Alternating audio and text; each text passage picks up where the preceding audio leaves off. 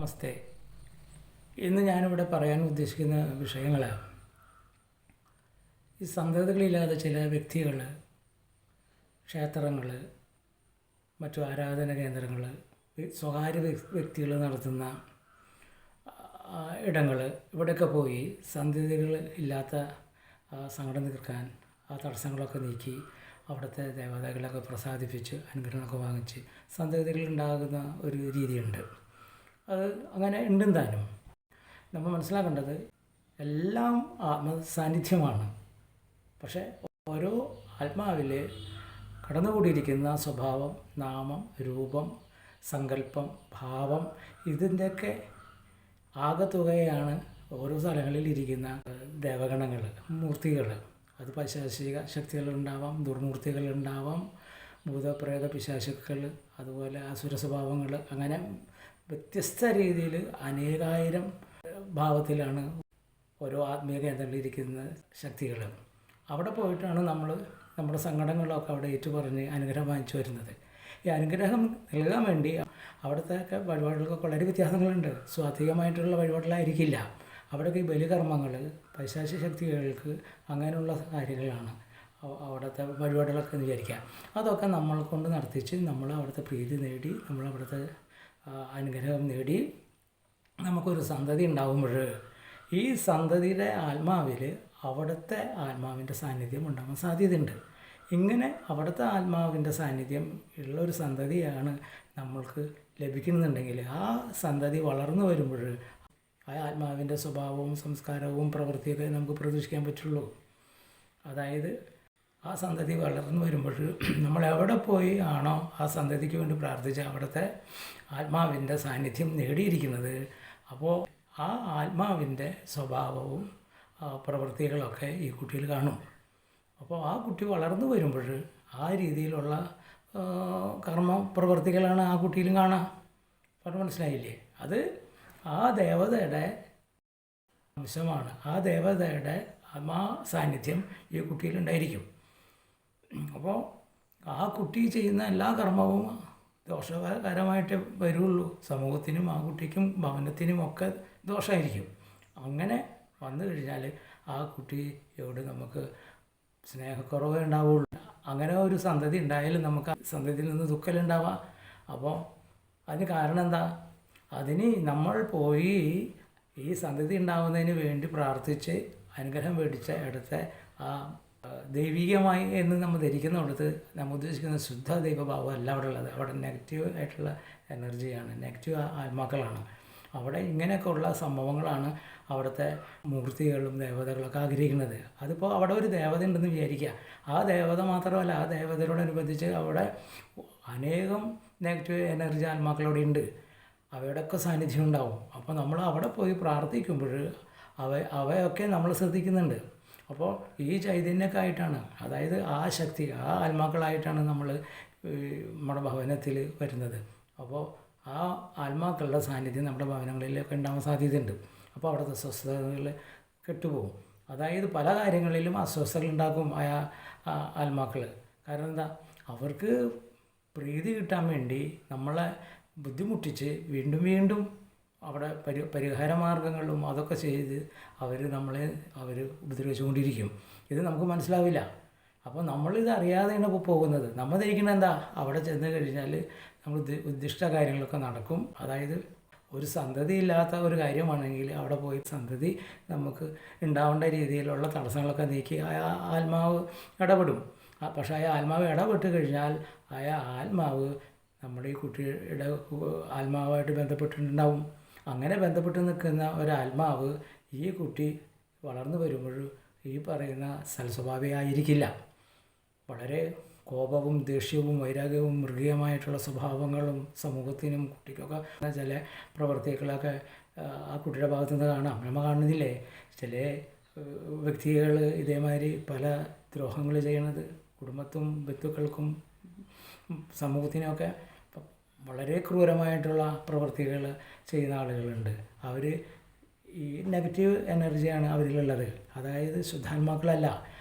ആത്മാവിൽ ഇതേ രീതിയിലുള്ള ഏതെങ്കിലും രീതിയിലൊക്കെ ഉള്ള ആത്മാക്കൾ അവരിൽ ചേക്കേറിയിട്ടുണ്ടാവും.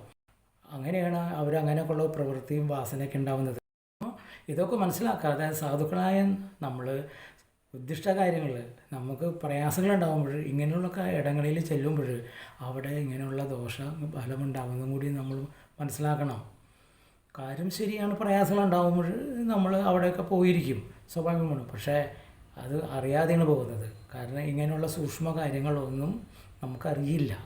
അപ്പോൾ അവിടെ ചെല്ലുമ്പോൾ ഇപ്പോൾ മൃഗബലിയുണ്ട്, പലവിധ ജന്തുക്കളെ ഒക്കെ സമർപ്പിച്ച് പല രീതിയിലുള്ള പദാർത്ഥങ്ങളും മാംസപദാർത്ഥങ്ങളൊക്കെ പ്രീതിപ്പെടാൻ വേണ്ടിയിട്ട് ഇതൊക്കെ അവിടെ വഴിപാടായിട്ട് അവിടുത്തെ പ്രസാദമായിട്ടൊക്കെ സമർപ്പിച്ച് പ്രീതിപ്പെടുത്തിയിട്ടൊക്കെയാണ് നമുക്ക് ഈ കാര്യം സാധിച്ചു തരുന്നത്. അപ്പോൾ തന്നെ മനസ്സിലാക്കാമല്ലോ അവിടുത്തെ ആ ദേവതകളുടെ സ്വഭാവം എന്താണെന്നുള്ളത് സ്വാത്വികമല്ല. അതായത് അവിടെ ദൈവികമായ അല്ല, അവിടെ ആത്മാവ് ഉണ്ടെങ്കിലും കൂടി ആ ആത്മാവ് നെഗറ്റീവാണ്. മൃഗീയമായതോ അല്ലെങ്കിൽ പൈശാചികമായിട്ടൊക്കെ ഉള്ള സ്വഭാവവിശേഷങ്ങളുള്ള ആത്മാക്കളായിരിക്കും അവിടെ ഉള്ളത്.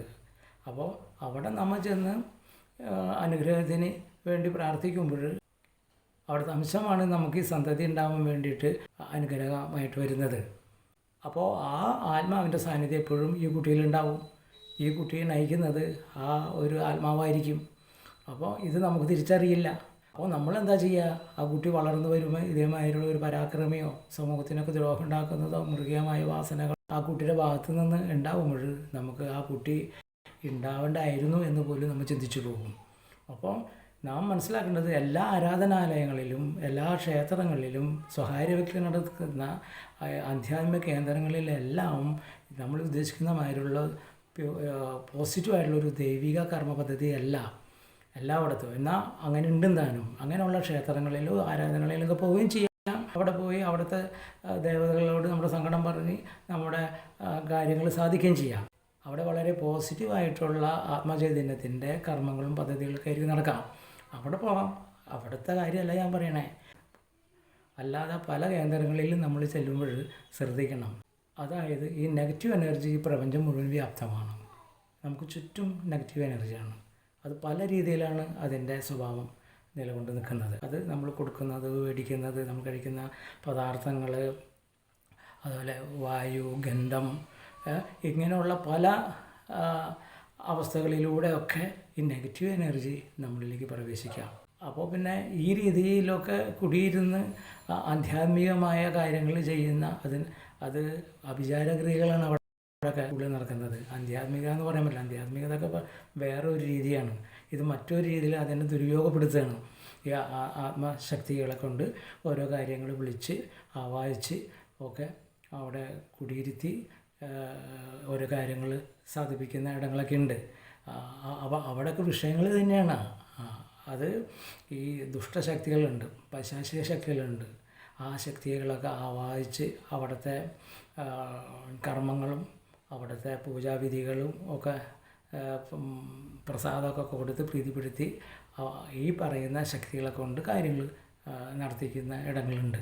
അവിടെയൊക്കെ വിഷയങ്ങളാണ്. അവിടെ ചെന്ന് നമ്മൾ അനുഗ്രഹത്തിനായിട്ട് നമ്മൾ പ്രാർത്ഥിച്ച് കഴിഞ്ഞാൽ അവർ അനുഗ്രഹിക്കുകയൊക്കെ ചെയ്യും. പക്ഷേ കൂടെ ഇങ്ങനെയുള്ള ഭവിഷ്യത്തുകളുണ്ടാവും. അത് നമ്മൾ മനസ്സിലാക്കണം. നമ്മളവിടെ ചെന്നാൽ അവർ പറയുന്ന എല്ലാ കർമ്മങ്ങളിലും ഒക്കെ നമ്മൾ പങ്കുകൊണ്ട് അവിടുത്തെ ദേവതയെ പ്രീതിപ്പെടുത്തേണ്ടി വരും. പ്രീതിപ്പെടുത്തിയില്ലെങ്കിൽ ഈ ദേവതകളുടെ നെഗറ്റീവായിട്ടുള്ള പെരുമാറ്റം ആ ദേവതയുടെ ഭാഗത്തു നിന്നുണ്ടാവും. ഉപദ്രവമായിരിക്കും എന്നർത്ഥം. ഇങ്ങനെ അനവധി കാര്യങ്ങൾ നടക്കുന്നുണ്ട്. അപ്പോൾ ഈ ആത്മാക്കൾ എന്ന് പറഞ്ഞു കഴിഞ്ഞാൽ എല്ലാം പോസിറ്റീവല്ല. അതുപോലെ ചില ആത്മാക്കൾ നമ്മളീ പ്രവർത്തിക്കുന്നത് നമ്മളറിയില്ല. അതിന് ഒരു ഉദാഹരണം പറയാം. എൻ്റെ അനുഭവമാണ് ഞാൻ ഈ പറയുന്നത്. എൻ്റെ അടുത്ത് ഒരു വ്യക്തി, നല്ല വിദ്യാഭ്യാസമുള്ള ഒരു വ്യക്തി വരുന്നുണ്ട്. ഈ വ്യക്തിയിൽ ഈ ആത്മാവ് പ്രവർത്തിച്ചുകൊണ്ടിരിക്കുന്നത് പകല് സുഖമായിട്ട് ആ ശരീരത്തിൽ അതിന് റെസ്റ്റ് എടുക്കണം. അപ്പോൾ എന്ത് ഇയാളെന്താ ഭക്ഷണം കഴിക്കാൻ പോയി കിടന്ന് ഉറങ്ങുക, വാലടയ്ക്കുക, റൂമിൽ കയറി കിടന്ന് ഉറങ്ങുകയാണ്. ഇത് വർഷോളമായി. ഇതിന് മുന്നേ പല രീതിയിലുള്ള പ്രയാസങ്ങൾ ആത്മാവ് ഉണ്ടാക്കിയിട്ടുണ്ട്. അപ്പോൾ നമ്മുടെ എഴുത്ത് വന്ന് നമ്മളതൊക്കെ മനസ്സിലാക്കിയപ്പോഴും അവർക്ക് ആ വക കാര്യങ്ങളൊക്കെ പറഞ്ഞ് കുറേ ഞാൻ മനസ്സിലാക്കി കൊടുത്തു. ഇപ്പോൾ മരുന്നൊന്നും അങ്ങനെ കഴിക്കേണ്ടതായിട്ടൊന്നും വരുന്നില്ല. അവർക്ക് വളരെ സുഖമൊക്കെ ഉണ്ട്. എന്നിരുന്നാലും ഈ ആത്മാവ് ഇവരുടെ ശരീരത്തിൽ പ്രവർത്തിക്കുന്നുണ്ടെന്നുള്ളത് അവർക്കറിയാം. കാരണം പലപ്പോഴും അവർ കണ്ടിട്ടുണ്ട്. രാത്രി അവരെ എരിയത്ത് ഒരു രൂപം നിൽക്കുന്നതും ജനലിൽ അവിടെ ഒരു രൂപം നിൽക്കുന്നതും പലതും എന്തൊക്കെയോ പറയണമാതിരി അവർക്ക് തോന്നുകയും മാത്രമല്ല പലപ്പോഴും അട്ടഹസിച്ച് കടന്ന് കരയിൽ ഒക്കെ വിഷയങ്ങൾ ഉണ്ടാവാറുണ്ട്. അപ്പോൾ അവരെ വീട്ടുകാർക്കൊക്കെ ഇതറിയാം. അപ്പോൾ അവർ ആ വിഷയം അതൊരു മാനസിക രോഗമാണെന്നുള്ള രീതിയിലൂടെ ആയിരുന്നു ഇത്ര നാൾ ട്രീറ്റ്മെൻറ്റ് ചെയ്തത്. പക്ഷേ എൻ്റെ ഒരു തോന്നപ്പോൾ ഞാൻ ഈ ആത്മസംബന്ധമായ വിഷയങ്ങൾ പറഞ്ഞപ്പോൾ അവർക്ക് മനസ്സിലായി ഇപ്പോൾ ആ കുട്ടിക്ക് ആ വ്യക്തിക്ക് വളരെ മാറ്റങ്ങളുണ്ട്. അതെന്താണത്? അവരവിടെ അങ്ങനെയുള്ള ഒരു ശക്തിയെ വെച്ച് ആരാധിക്കുന്നുണ്ട്. ആ ശക്തി ഇവരിലെല്ലാവരും പ്രകടമാകുന്നുണ്ട്. എല്ലാവർക്കും ഉണ്ട്. ഇതല്ലെങ്കിൽ മറ്റൊരു രീതിയിൽ ചെറിയ ചെറിയ വിഷയങ്ങൾ, ഇത് പൈശാചിക ശക്തിയാണ്. അപ്പോൾ ഈ ശക്തി കൂടുതലായിട്ട് പ്രകടമാകുന്നത് ആ വീട്ടിൽ ഈ വ്യക്തിയുടെ ശരീരത്തിലാണ്. കാരണം ആ ആത്മാവിന് ഈ വ്യക്തിയാണ് കൂടുതൽ അനുയോജ്യമായി നിൽക്കുന്നത്. അതുകൊണ്ട് ആ ശരീരത്തിൽ പ്രവർത്തിക്കുന്നു.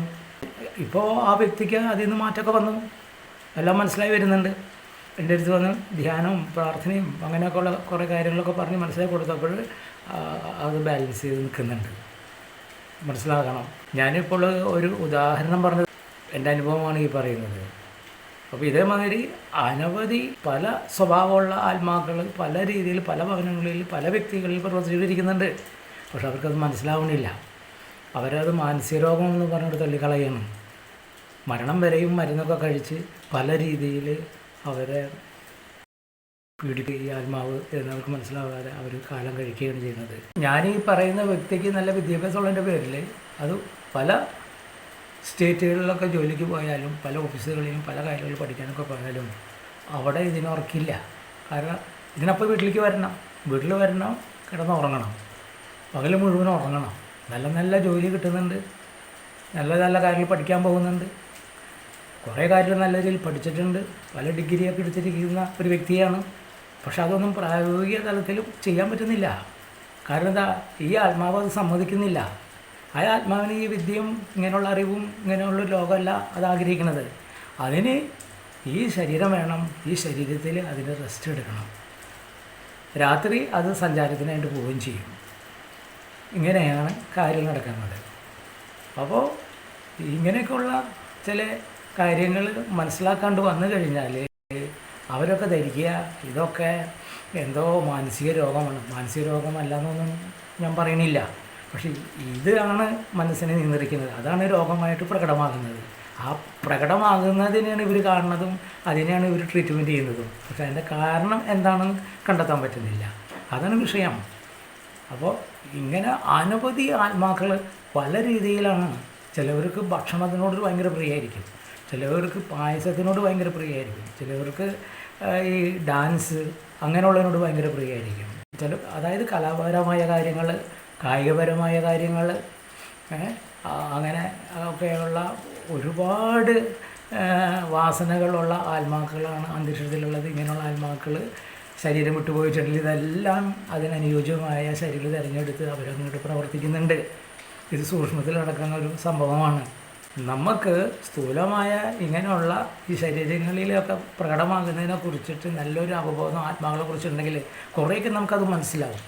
അതാണ് സ്ഥൂലവും സൂക്ഷ്മവും തമ്മിലുള്ള ഒരു കണക്ഷൻ. ഇതിങ്ങനെ നടന്നുകൊണ്ടിരിക്കും. അപ്പോൾ ഒരു ആത്മാവ് ശരീരം വിട്ടാൽ ആ ആത്മാവിന് മരണമില്ല എന്നും കൂടി നമ്മൾ മനസ്സിലാക്കണേ. അതിന് മരണമില്ലല്ലോ, എനർജി അല്ലേ.